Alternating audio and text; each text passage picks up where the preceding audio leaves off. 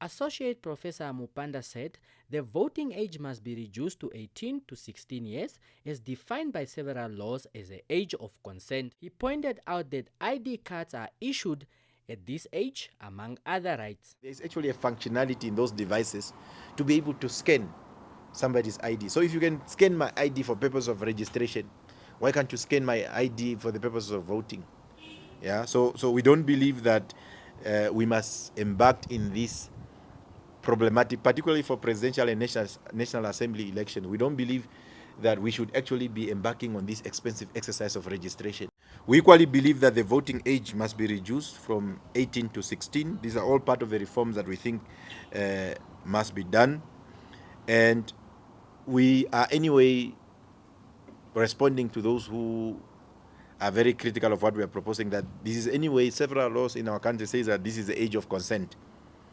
Yeah, it is at this age anyway that the IDs. So you at 16 you give these young people an ID.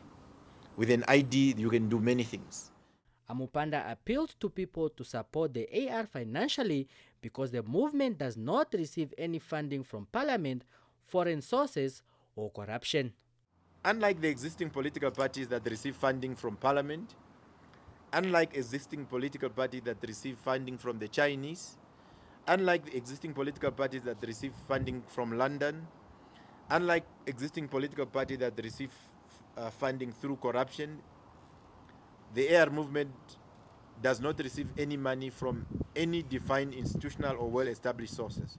Those of you who wish to see corruption fought and ended, those of you who aspire for a leadership of the future and not the leadership of the past, those of you who care for our country, please do make financial contribution to the AR movement so that we are able to take our campaign and message of our country, our future, our time to the masses of our people. You don't have to be rich. Even a $10 will go a long way. That is why we ask of all our activists to contribute, even just $1.